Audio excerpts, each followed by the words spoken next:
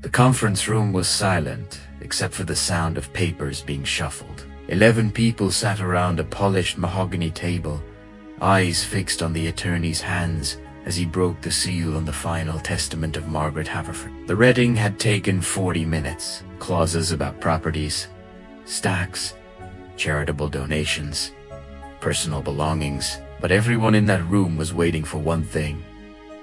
The primary heir, the one who would inherit the Haverford estate in its entirety. When the attorney finally spoke the name, there was no applause, no celebration, just a sharp intake of breath from several people at once. And then, before anyone could react, the named heir stood up, looked directly at the attorney, and said 3 words that would change everything. "I refuse it." The room erupted. Voices overlapped. Someone knocked over a water glass. The attorney asked the heir to repeat what they'd said. And when they did, calm and cold, the family understood that this inheritance had just become something none of them could have anticipated. But to understand why someone would reject millions of dollars, we need to go back. Back to the woman who built that fortune. Back to the family who spent decades circling it. And back to the secret that was buried so deep, it took a death to bring it to the surface. Margaret Haverford died on March 14th, 2023, at the age of 81. She passed quietly in her sleep at her estate in Laurel Canyon, a gated property overlooking the valley that she'd owned for nearly 50 years. The cause of death was listed as cardiac arrest, though those who knew her said Margaret had been preparing for this moment for at least 2 years. She'd begun closing accounts, updating documents. That's what people said about her. Brilliant, yes. Ruthless in business, absolutely. But warm, never. She'd made her fortune in commercial real estate developments starting in the late 1970s, buying up undervalued properties in Southern California and turning them into luxury complexes and mixed-use developments. By the early 2000s, her portfolio was worth over $60 million, but the money came with a cost. No,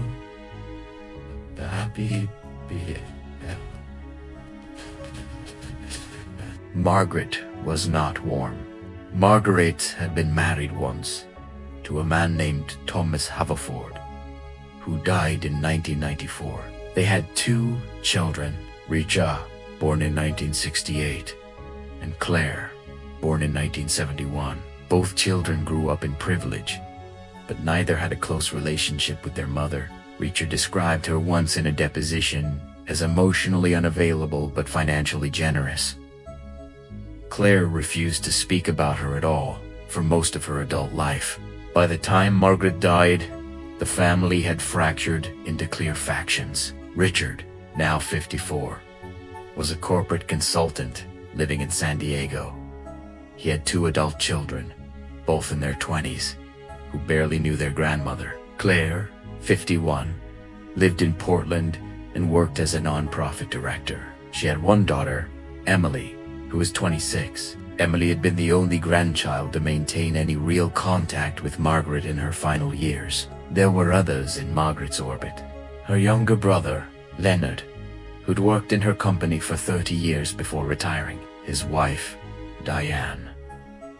A cousin named Juliet, who'd been named in previous wills. Margaret's longtime housekeeper, Rosa, who'd been with her for over 2 decades. And then there was David.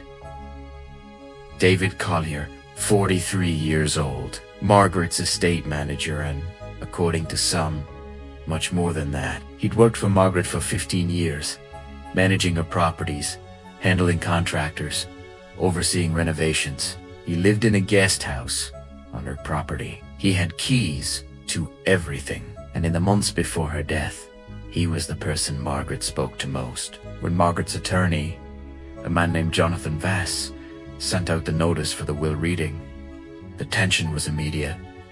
The email went to 11 people. It gave a date, a time, and a location. Vass's office in Century City. It did not give any previews, any hints, any reassurance, just the instruction to attend. Richard called Claire the night he got the email. It was the first time they'd spoken in 8 months. "Are you going?" he asked. "I have to," Claire said. "I don't want to, but I have to." "Do you think she left us anything?" There was a long pause. Then Claire said, "I think she left us exactly what she thought we deserved."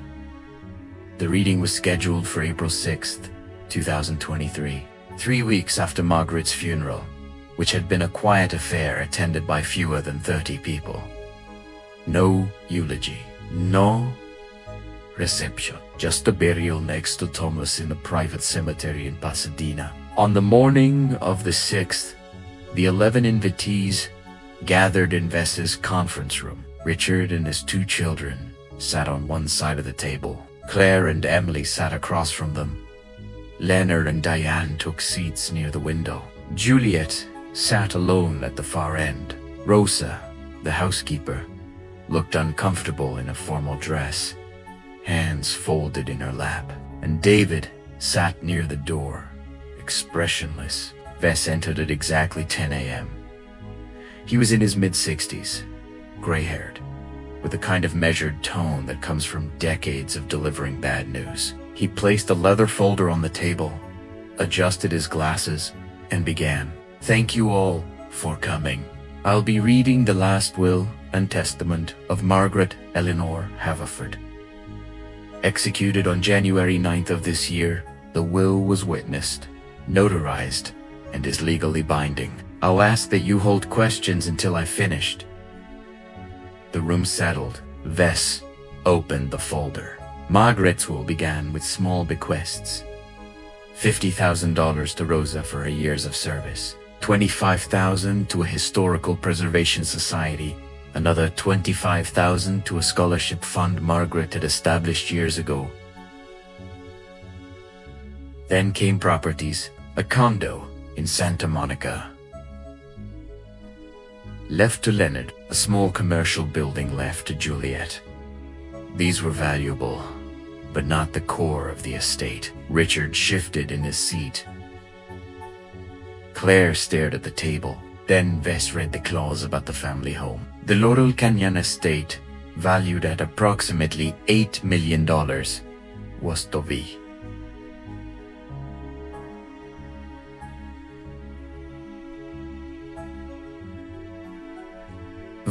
Sold. The proceeds would go into the primary estate fund. Richard frowned. Claire looked up. That was the house they'd grown up in. Margaret had always said it would stay in the family. Vess continued. The stock portfolio, the remaining real estate holdings, the liquid assets, everything else. The total value, he said, was approximately $63 million after debts and taxes. And it was all going to one person. Vess paused. He looked around the room. Then he read the name. "I leave the entirety of my remaining estate to my granddaughter, Emily Catherine Marsh." The silence that followed was suffocating. Emily, sitting beside her mother, went pale. Claire's mouth opened, but no sound came out. Richard stood up halfway, then sat back down. Leonard stared at Vess like he'd misheard. Emily was 26. She worked as a teacher. She lived in a 1-bedroom apartment in Northeast Portland. She had student loans. She drove a car with 170,000 miles on it, and she had just inherited $63 million. Vess looked at her. "Miss Marsh, do you understand what I've just read?" Emily nodded slowly. Her voice was barely a whisper. "Yes. There are conditions," Vess continued. "You are required to accept the inheritance in full, as outlined within 30 days of this reading. If you refuse or fail to accept, the estate will be liquidated and donated entirely to the California Historical Preservation Fund, as specified in a secondary clause." Richard found his voice. "TC's insane. She was manipulated. My mother wouldn't." "Your mother was of sound mind," Vess interrupted. "I have medical and psychiatric evaluations dated within 60 days of the will's execution. She knew exactly what she was doing." Claire turned to her daughter. Emily? Did you know? Emily shook her head. Tears were starting to form. No, en primera, suis ar. I didn't know. David, silent until now, leaned back in his chair. If he was surprised, he didn't show it. Leonard stood. This is a goddamn joke. She leaves everything to a kid who barely knew her and cuts out her own son. I knew her, Emily said quietly. I visited her. I called her. Because you wanted the money, Richard snapped. That's not true. Vess raised a hand. The will is clear. If anyone wishes to contest, you're welcome to pursue legal action. But I'll remind you that contesting a will of this size and specificity is expensive, time-consuming, and rarely successful. The room descended into chaos. People talking over each other, accusations, confusion. And in the middle of it, Emily sat frozen, staring at a spot on the table, her hands trembling. That's when Vess pulled out a second envelope. Sealed, cream-colored, with Emily's name written on it, in Margaret's handwriting. This was left for you, he said, sliding it across the table. She instructed me to give it to you after the reading. Emily picked it up. She looked at her mother. Clyde nodded. Emily opened the envelope. Inside was a single sheet of paper, a letter, handwritten. She read it silently, and as she did, the color drained completely from her face. When she finished, she folded the letter carefully and placed it back in the envelope. She looked at Vess. Can I speak to you privately? Vess hesitated. Now, yes. Please. They stepped out of the room. The door closed behind them. For 10 minutes, the rest of the family sat in tense silence, whispering to each other, speculating. Richard paced. Claire sat motionless.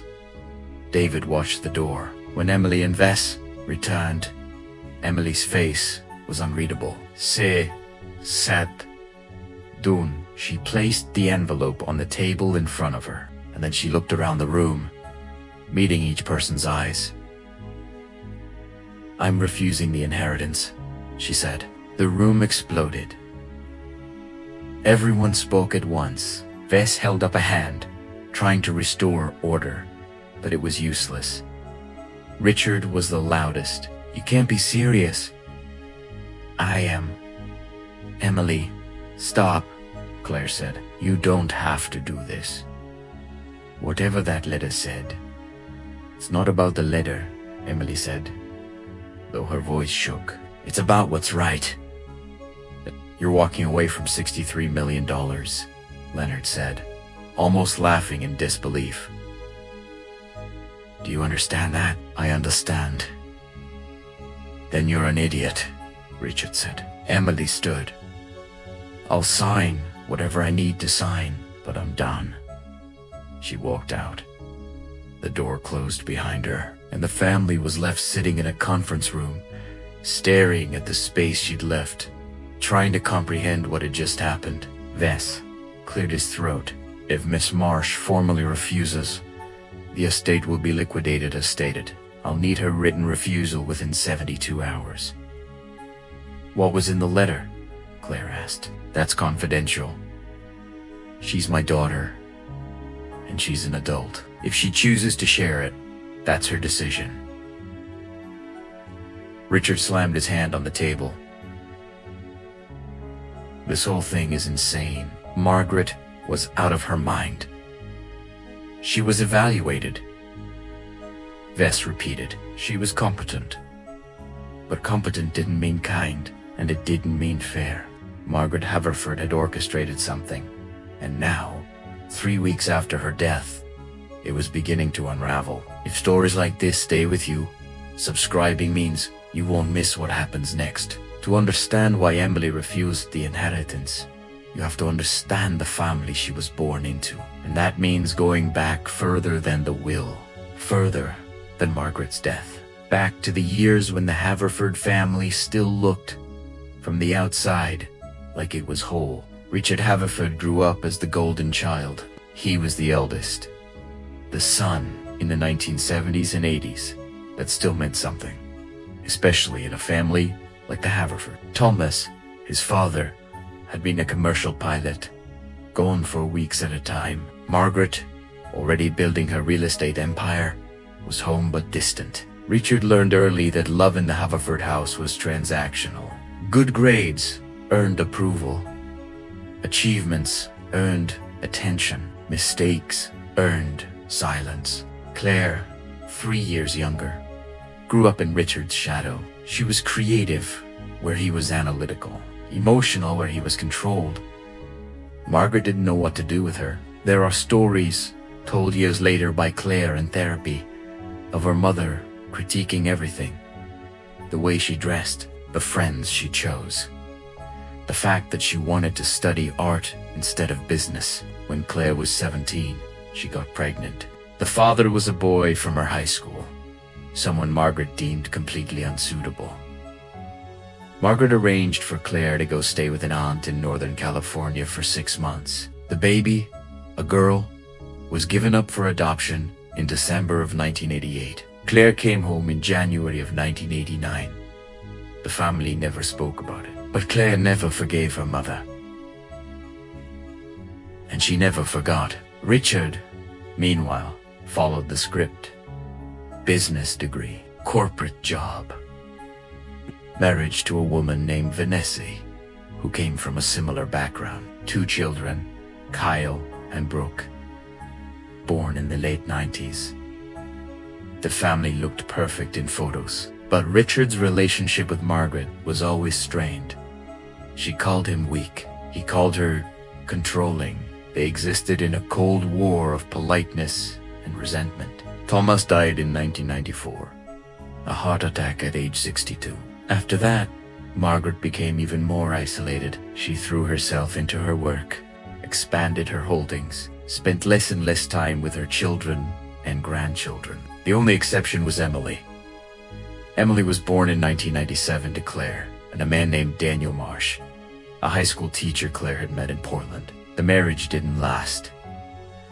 Daniel left when Emily was 4. Claire raised her alone, working long hours at nonprofits, struggling financially, but determined to give her daughter a stable life. Margaret, surprisingly, took an interest in Emily. Starting when Emily was around 10 years old, Margaret began inviting her to visit during school breaks. At first, Claire resisted, but Emily wanted to go. She was curious about her grandmother, and Margaret, for reasons Claire couldn't understand, seemed to genuinely enjoy Emily's company. The visits became regular.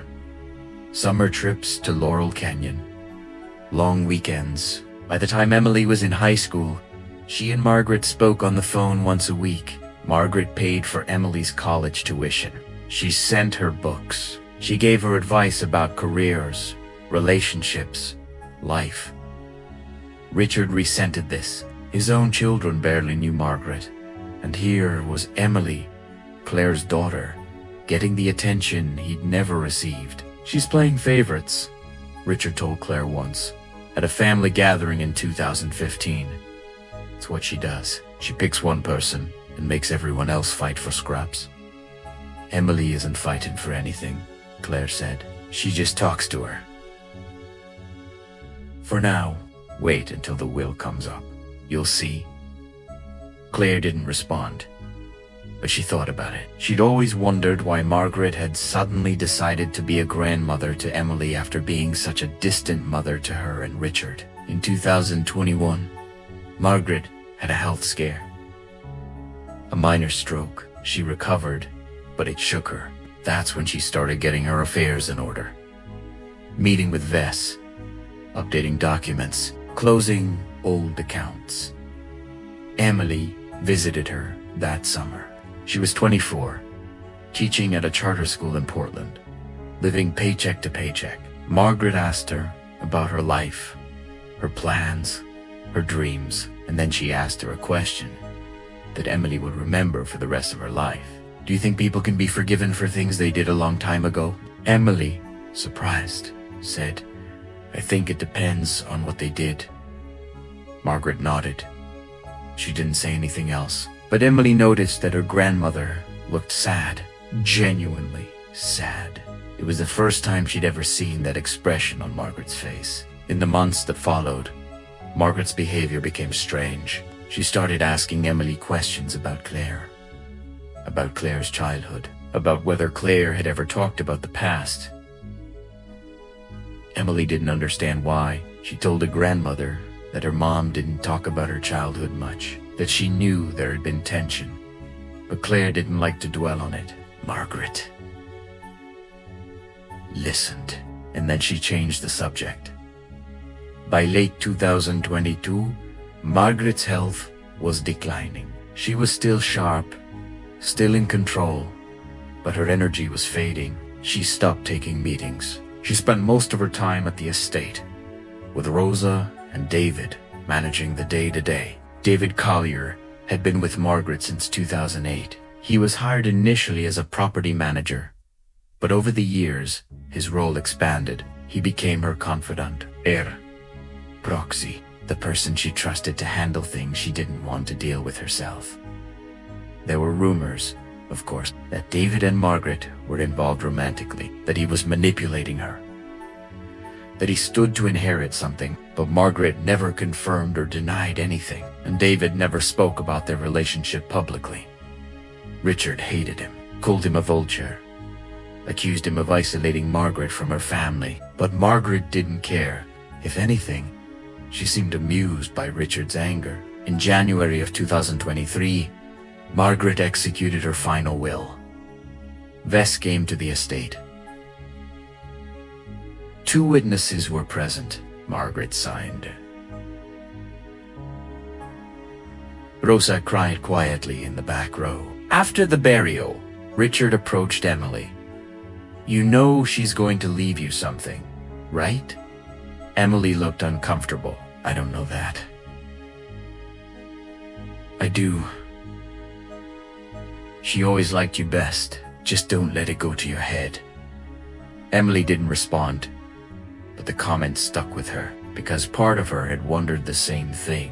Why had Margaret been so interested in her? Why the phone calls, the visits, the tuition payments? She was about to find out. She was clear, coherent, and according to Vess, completely certain of what she was doing. She died 2 months later. The funeral was tense. Richard didn't speak to Claire. Emily stood between them, trying to hold things together. David attended, but kept his distance. The day after the will reading, Emily locked herself in her apartment and read the letter again. And again, and again. It was 2 pages, handwritten in Margaret's careful script. It began simply. Emily, if you're reading this, I'm gone, and you've just learned that I've left you everything.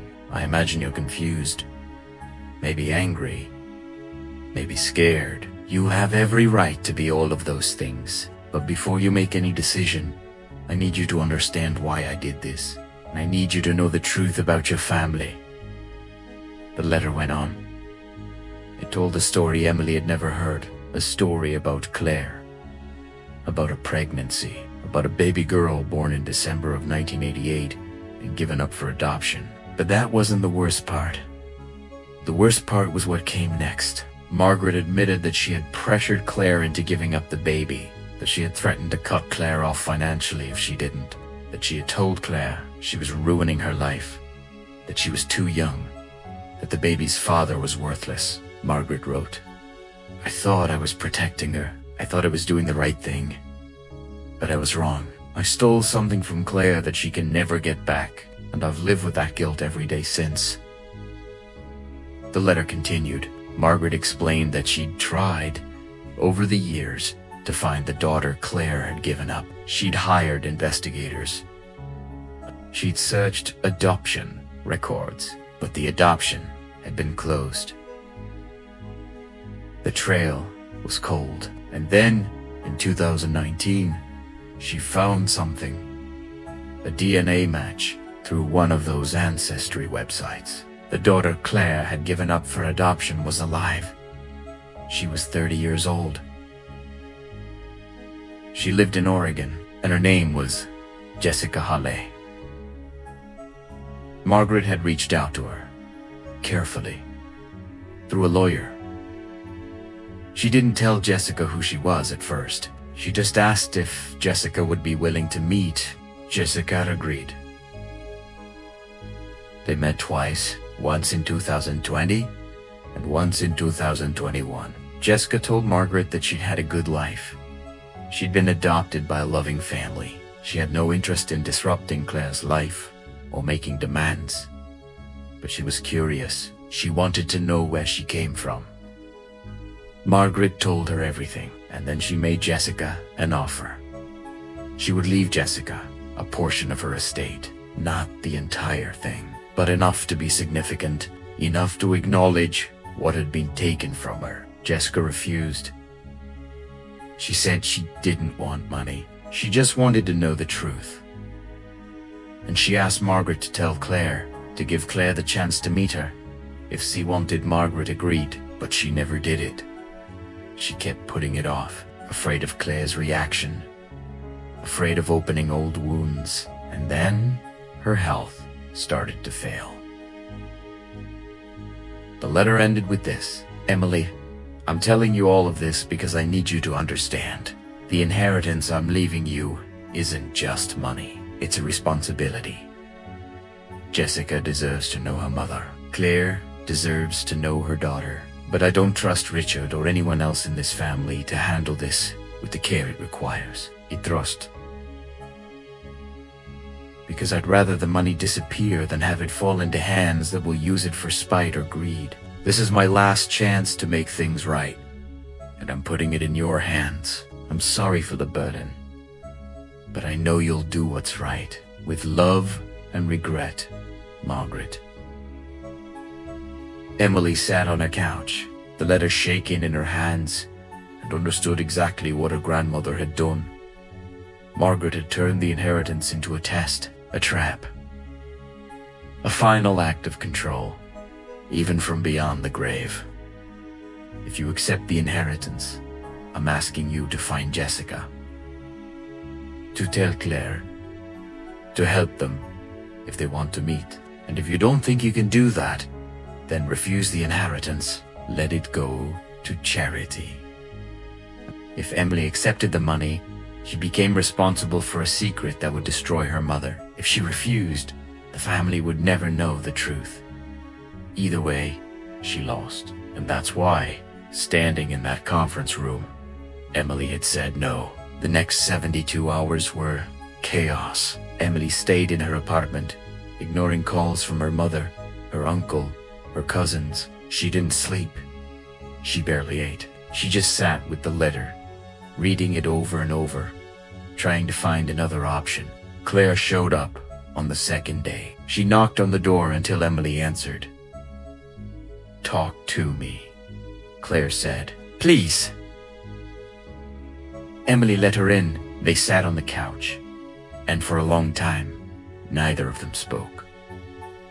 Finally, Claire said, "Was it about me?" "The letter?" Emily nodded. "What did she say?" Emily hesitated, then she handed her the letter. "You should read it." Claire took the pages. Her hands were shaking. She read in silence, and as she did, her expression changed. Confusion, shock, grief, anger. When she finished, she set the letter down carefully, as if it might break. She stared at the wall. Her voice, when she spoke, was hollow. She found her. "Yes, and she didn't tell me." "No." Claire let out a sound that was halfway between a laugh and a sob. Of course she didn't. That would have required her to admit she was wrong. She admitted it in the letter. To you, not to me. Never to me.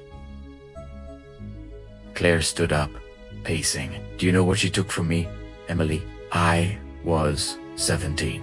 I wanted to keep her. I begged, and she told me I was being selfish, that I'd ruin that baby's life if I kept her. She made me believe I was doing the right thing. Her voice cracked, and now I find out she spent the last years of her life looking for her, talking to her, and she never once thought to tell me she was alive. Emily didn't know what to say. There was nothing to say. Claire wiped her eyes. Where is she? Jessica. I don't know. She must have records, files, something. Claire turned to her. The inheritance. That's why you refused it.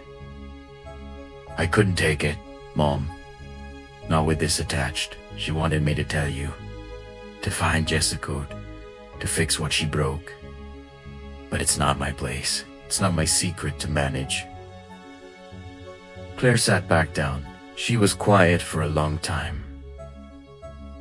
Tensi said, I want to meet her. If she's willing, I need to meet her.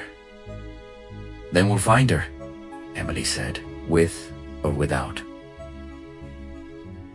Margaret's money. So, the letter doesn't say, but Margaret knew. But finding Jessica Hawley turned out to be more complicated than either of them expected, because Margaret, true to form, had left a trail that was deliberately obscured. Emily reached out to Vess. She asked if there were any files, any documents related to Jessica. Vess said he didn't have anything. Margaret had kept that part of her life separate. If records existed, they'd be at the estate. Emily and Claire drove to Laurel Canyon the next week. David was there, overseeing the property as it was prepared for sale. He let them in without comment. They searched Margaret's office, her files, her desk drawers. They found financial records, property deeds, letters from business associates, but nothing about Jessica. It was Rosa, the housekeeper, who finally helped. She pulled Emily aside while Claire was searching upstairs. There's a safe, Rosa said quietly, in the bedroom closet. Behind the dresses. Miss Margaret, she kept private things there.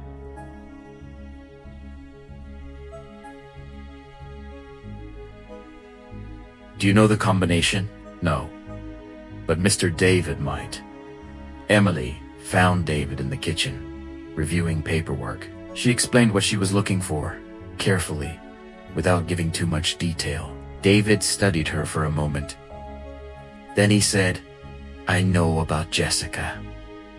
Emily went still. You do? Margaret told me. Not everything, but enough. He leaned against the counter. She was trying to fix something. She didn't know how. Can you open the safe? David hesitated. Then he nodded. Come on. They went upstairs. David opened the closet, moved aside a row of dresses, and revealed a small wall safe. He entered a code. The safe opened. Inside were folders, documents, photographs, and a sealed envelope labeled Jessica Hawley. Emily took it. Her hands were shaking. Thank you. David nodded. For what it's worth, I think you did the right thing, refusing the money. You do. Margaret wanted control, even after she was gone. You didn't let her have it. He paused. That took guts. Emily didn't feel brave. She felt exhausted, but she took the envelope and went back downstairs to find her mother. They opened it together.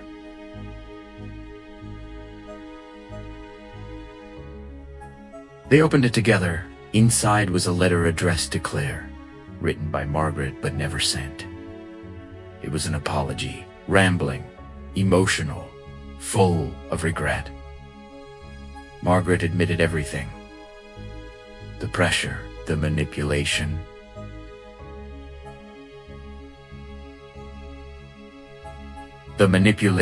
The years of silence. She said she'd been too proud to say it to Claire's face, too afraid of the confrontation, but she also included something else. A phone number, an address in Eugene, Oregon, and a note. Jessica knows about you. She wants to meet you, if you're willing. I was supposed to arrange it, but I ran out of time. I'm sorry, Claire, for everything. I hope you can find a way to forgive me, even if I don't deserve it. Claire read the letter twice. Then she folded it and put it in her pocket. She looked at Emily. I need to call her. Are you sure? No, but I'm going to do it anyway. That night, Claire sat in her hotel room and dialed the number. It rang 4 times. Then a woman's voice answered. Hello. Claire's throat tightened. Is this Jessica Lee? There was a pause. Yes.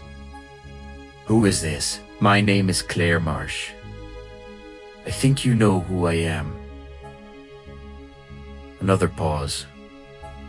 Longer this time. Then, quietly, I do. I just found out about you, about what my mother did. I'm so sorry I didn't reach out sooner. I didn't know she'd found you. It's okay, Jessica said. Her voice was gentle. I wasn't sure if you'd want to hear from me. I do. I absolutely do. Claire's voice broke. Can we meet? Yes. I'd like that. They arranged to meet the following week in Portland at a coffee shop near Claire's apartment. Neutral ground. No pressure.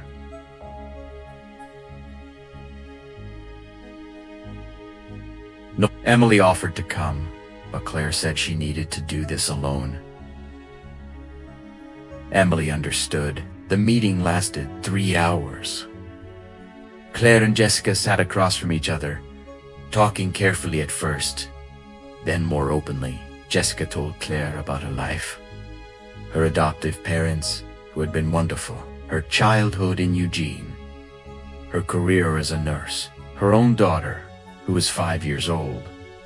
Claire told Jessica about the pregnancy, about being 17 and scared, about Margaret's ultimatum, about the years of grief and guilt she'd carried.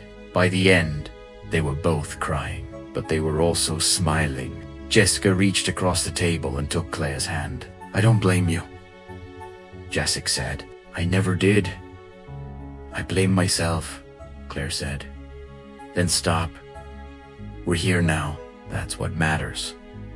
They agreed to stay in touch, to take things slowly, to build a relationship. If tie cool. When Claire told Emily about the meeting, she looked lighter than Emily had seen her in years. She's wonderful, Claire said. She has my eyes. Did you know that? I looked at her and I saw myself. Emily smiled. I'm glad, Mom. Thank you, Claire said, for refusing the money, for giving me this. But Emily's decision had consequences beyond her mother's reunion, because the rest of the family was furious. Richard filed a contest against the will. He argued that Margaret had been unduly influenced by David, that the will was the product of manipulation, coercion, and possible fraud. He hired a law firm that specialized in estate disputes. He demanded a full investigation. The case dragged on for months. Depositions, document reviews, interviews with everyone who'd known Margaret in her final years. Vess, David, Rosa, even Emily and Claire were called to testify. Richard's argument was simple. Margaret had been isolated. David had taken advantage. The will was invalid, but the evidence didn't support him. Medical records showed Margaret had been lucid. Witnesses confirmed she'd made her decisions independently. Vess testified that Margaret had been firm, clear, and consistent in her instructions. In November of 2023, the court ruled in favor of the estate. The will stood, and because Emily had formally refused the inheritance, the estate was liquidated. $63 million, minus legal fees and taxes, went to the California Historical Preservation Fund. Richard lost. He'd spent over $200,000 in legal fees and had nothing to show for it. His relationship with Claire, already strained, was destroyed completely. His children stopped speaking to him, embarrassed by the public spectacle. Leonard and Diane quietly distanced themselves from the family. Juliet kept the property. Margaret had left her and stayed out of the drama. Rosa retired and moved to Arizona.